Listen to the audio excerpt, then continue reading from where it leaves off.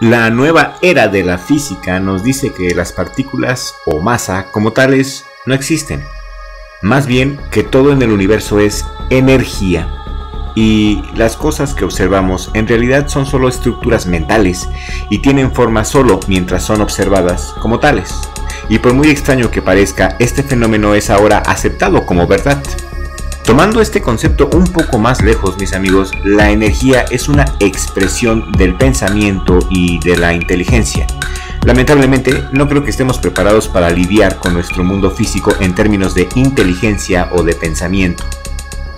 Ver cosas a nuestro alrededor como energías o como inteligencias en lugar de campos de energía requerirá un enorme ajuste intelectual, mis amigos.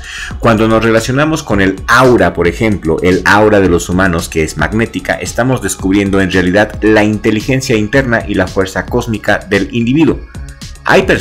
Existen personas espirituales con capacidades clarividentes inusuales. Y estas personas están sintonizadas con esta fuente universal de energía y conciencia, Dios. Los clipots que rodean a la persona común no están presentes. A partir de la actividad espiritual manifestada por el deseo de compartir, han eliminado estas obstrucciones. ¿Se acuerdan que en otros videos yo les he mencionado que estamos aquí para recibir, pero para recibir y compartir? Y una vez que has recibido y has compartido lo que has recibido, puedes seguir avanzando en los grados espirituales. De estas personas son de las que se hablan que tienen capacidades clarividentes inusuales.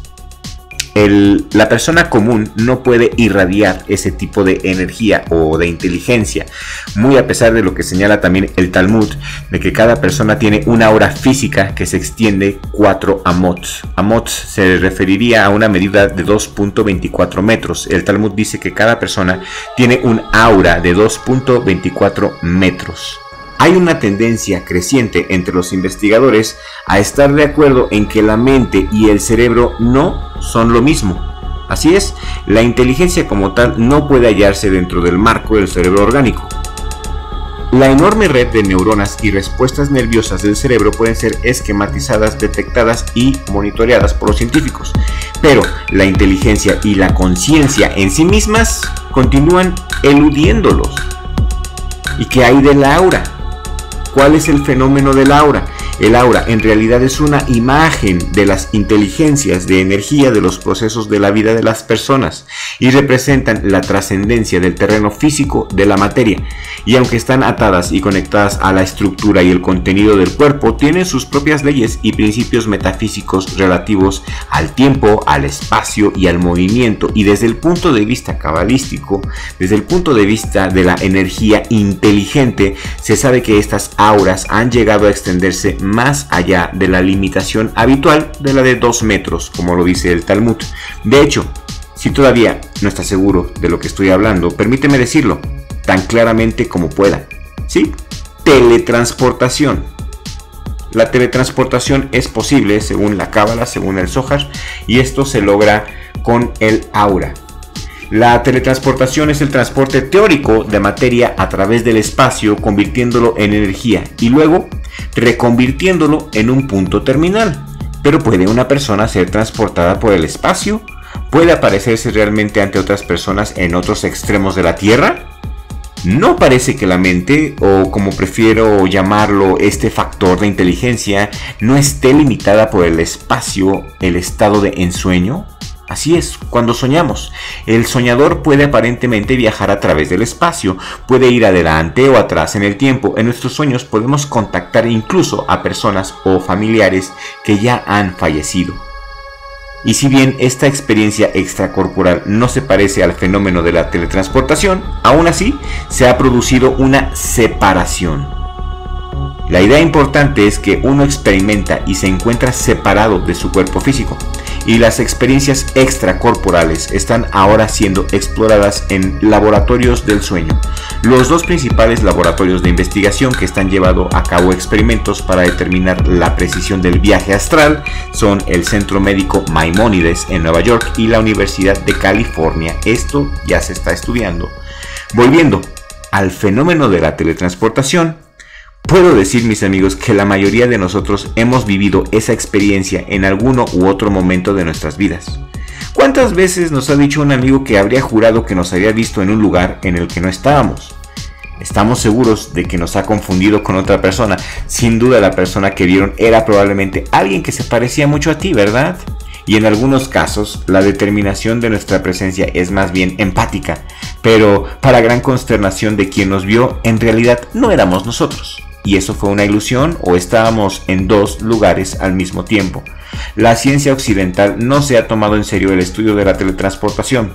Por otro lado, la Cábala considera la posibilidad de la transferencia de energía inteligente como algo muy real y cita muchos ejemplos en los que la energía inteligente de un individuo se manifestó en otro lugar.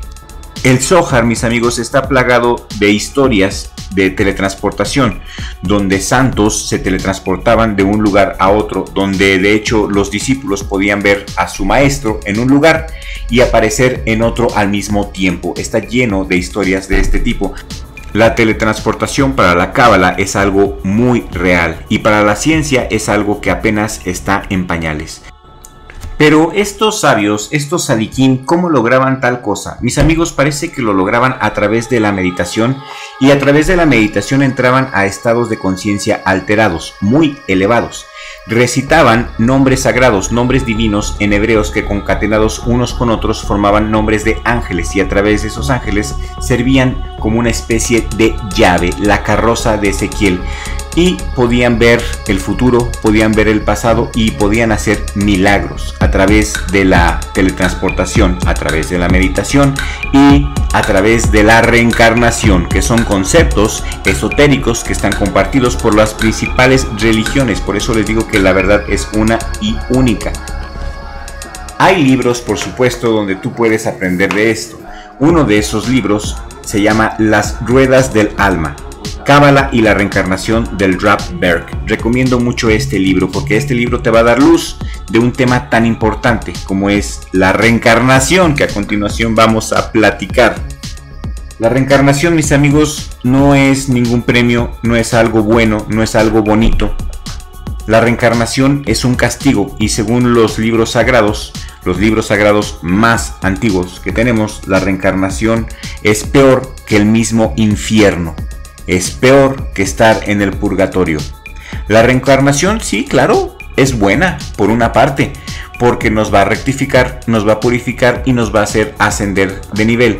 Pero esto involucra un proceso muy doloroso, es muy doloroso para el alma. Cuentan los libros sagrados que una vez que el hombre abandona este mundo, este plano, el alma se ve juzgada, entra a diferentes cámaras donde es juzgada de alguna manera por las inteligencias, que dicen los libros sagrados que los ángeles escoltan a esa alma a través de diferentes cámaras y de acuerdo a su nivel lo dejan en la cámara que está a su nivel, según sus acciones, según sus mitzvahs.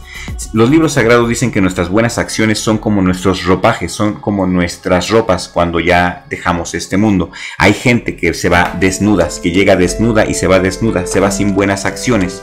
Nuestras buenas acciones son túnicas de luz que nos van acondicionando para entrar a las cámaras donde tenemos que estar. Una de esas cámaras es las cámaras de los juicios, y en esa cámara de los juicios el santo bendito sea pregunta a las personas que estuvieron relacionadas con nosotros si hay alguien que tenga algo en contra de esta alma.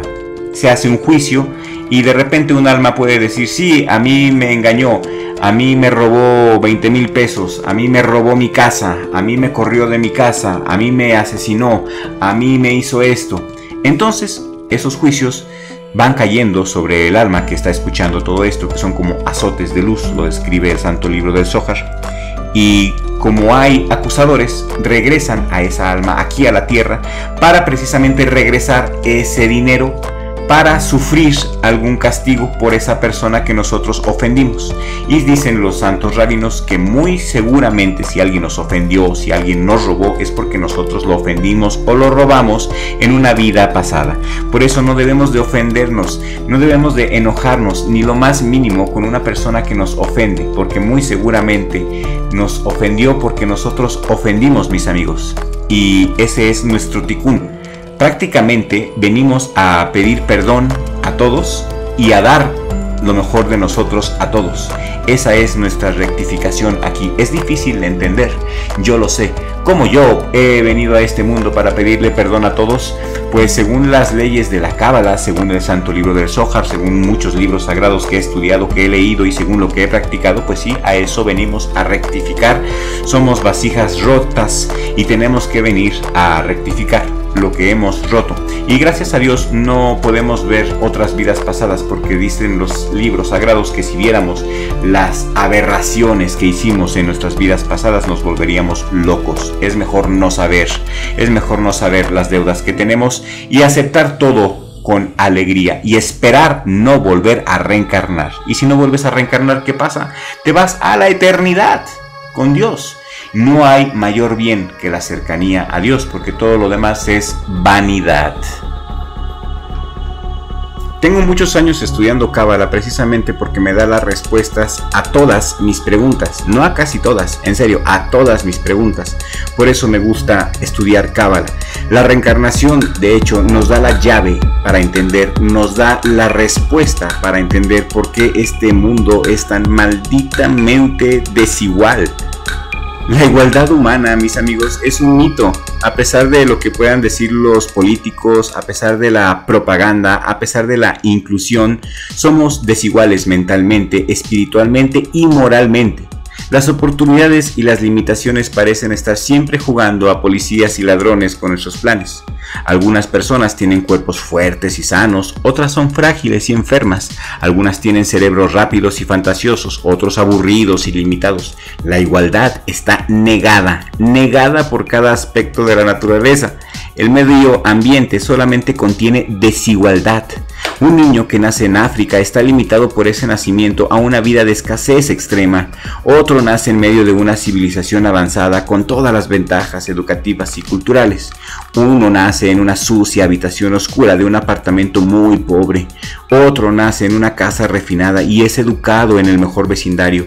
Si hay almas y todas son iguales al nacer, ¿por qué debe de haber tal favoritismo? ¿Acaso no hay ninguna norma ni propósito en la asignación de la ley sobre nuestros respectivos destinos? Un hombre puede trabajar duro toda su vida y al final de su vida puede acabar como un paciente en un triste hospital o una casa de caridad. No es correcto decir que es una situación de intelecto, mis amigos, pues muchos hombres brillantes han fracasado y muchos estúpidos han llegado al poder. Mires por donde mires, el mundo está lleno de crueles desigualdades e inexplicables contrastes. Y la reencarnación nos brinda esa llave maestra para abrir el aparente caos y encontrar el orden en el interior del caos. Si te gustó este video, lo encontraste útil, interesante, compártelo porque me estás ayudando mucho. Ya casi llegamos a 2000 suscriptores. Esa es la meta de este año, llegar a 2000 suscriptores, y yo estoy seguro que con la ayuda de Dios y con tu ayuda vamos a lograrlo muy pronto. Yo sé que muchos de ustedes se echan los videos completos, así es que solamente para ustedes va esta pregunta. Para mis suscriptores, para mis fieles suscriptores que ven los videos completos, yo te pregunto y quiero que me escribas aquí en la cajita de comentarios la respuesta. ¿Alguna vez has soñado en tu vida pasada? ¿Sí? ¿Has tenido sueños o has tenido experiencias que te indiquen, que te den algún indicio de haber tenido alguna vida pasada? Escríbeme tu respuesta aquí en la cajita de comentarios porque le vamos a dar seguimiento a este interesantísimo tema.